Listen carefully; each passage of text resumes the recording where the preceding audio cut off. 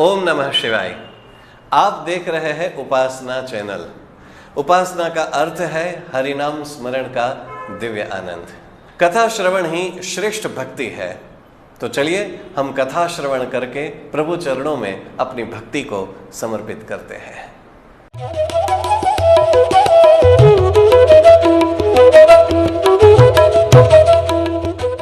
नमस्कार, मैं हूं कमलेश दवे और आप देख रहे हैं उपासना चैनल।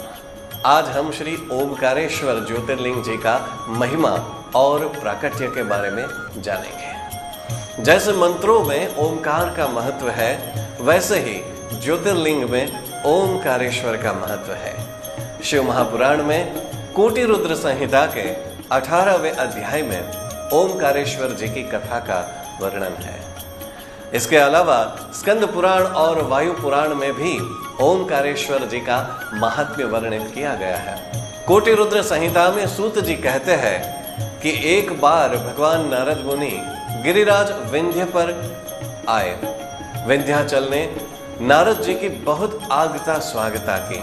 विंध्याचल जी के अहोभाव से नारद जी बहुत प्रसन्न हुए। पर चलते चलते विंध्याचल जी ने ऐसी बात बोल दी जो नारद जी को पसंद नहीं आई। उन्होंने कहा, नारद जी आप हमारे यहाँ रुके तो आपको किसी भी बात की कमी नहीं हुई होगी। नारद जी ने मन ही मन विंध्याचल जी को अभिमान से मुक्त कराने की ठान ली। वे बोले, आपने सच कहा, आपके यहाँ किसी भी बात की कमी नहीं है। पर मैं पिछले दिनों जब विचरण में था तो मेरू पर्वत के यहाँ जाना हुआ। बहुत ऊंचा शिखर और उनकी भव्यता से मैं चकित हो गया। इतना कह के नारद जी ने विदाई ले ली। पर विंध्याचल जी के मन में भूचाल सा आ गया। विंध्याचल जी ने भगवान शिव की आराधना शुरू कर दी। पार्थिव शिवलिंग बनाकर मंत्र जाप करना शुरू कर दिया। विंध्याचल जी ने कठिन तप किया और उनके कठोर तप से देवाधिदेव महादेव प्रसन्न हो गए।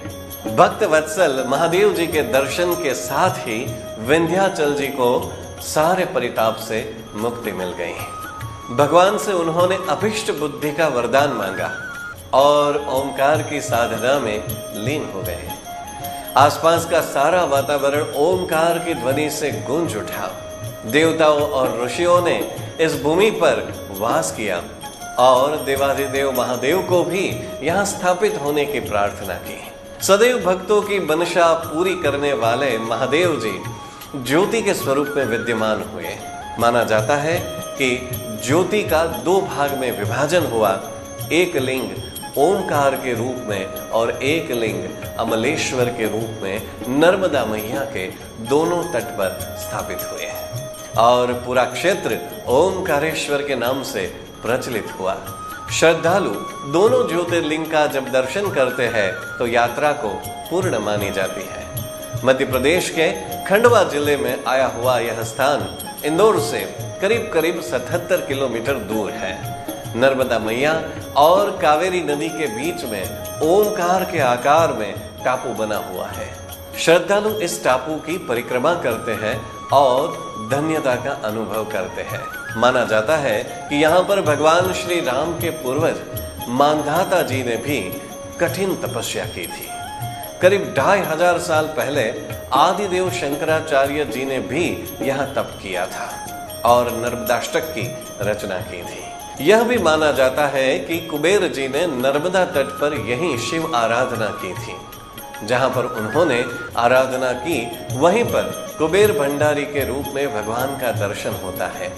साथ में कावेरी नदी के तट पर ऋण मुक्तेश्वर के रूप में भी भगवान स्थापित है। यहाँ चने की दाल का भोग लगाकर दर्शन करने वाले भक्त सारे ऋण से मुक्त हो जाते हैं। दोनों ज्योतिर्लिंग नर्मदा जी के अलग अलग तट पर है। एक तट से दूसरी ओर जाने के लिए एक पक्का ब्रिज बनाया गया है और एक केबल स्टेड ब्रिज भी बनाया गया है। कई भक्त नाव में सवार होकर भी एक तट से दूसरे तट पर जाते हैं, जहां पर नर्मदा मैया के भव्य स्वरूप का दर्शन भी अलौकिक होता है। पहाड़ों से निकलती हुई नर्मदा नदी का सौंदर्य देखते ही बनता है। तो ये थी भगवान ओमकारेश्वर जी की गाथा। अपने सभी परिजनों से और दोस्तों से इस एपिसोड को जरूर शेयर करना और उनको भी शिव भक्ति के प्रवाह में जोड़ना। आपको ये एपिसोड पसंद आया हो तो कमेंट बॉक्स में ओम नमः शिवाय जरूर लिखना। मिलते हैं अगले एपिसोड में। ओम नमः शिवाय।